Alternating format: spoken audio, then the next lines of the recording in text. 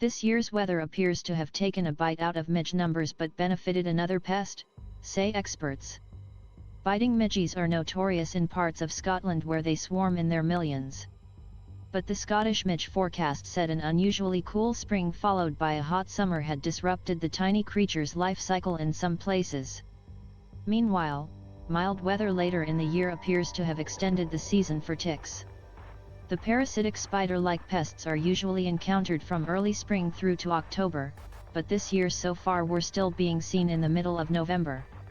Scientists have previously warned that ticks, whose bite can cause harmful infections such as Lyme disease, look to be becoming a year-round threat.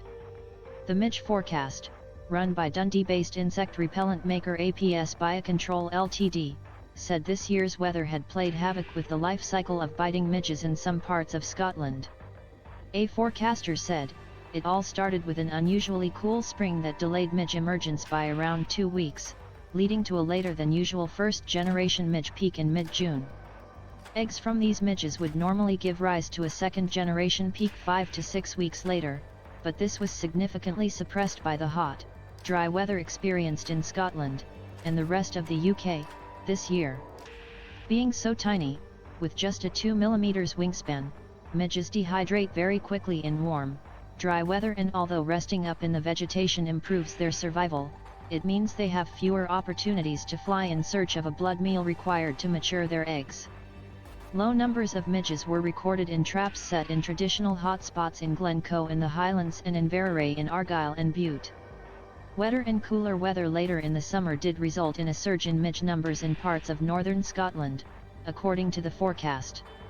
The forecast added that it was not clear if this year was a one-off or the start of a trend. Scientists have previously calculated there could be an estimated 21 billion biting midges in the Highlands and Islands, the region they are most commonly encountered.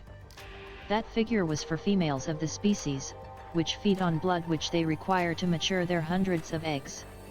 In 2015, autumn's warm weather produced a rare third hatching of biting midges. What makes viruses tick? A project led by the Brennan Lab at the MRC University of Glasgow Centre for Virus Research and involving the conservation volunteers, is mapping where and when people are finding ticks. The project's team said there were suggestions of high tick numbers this year.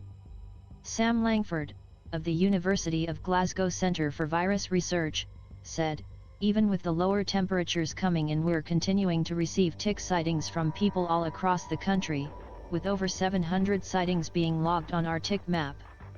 He added, "As part of this, we have had several anecdotal reports from members of the public telling us that 2022 has been a particularly bad year for tick sightings in their local area.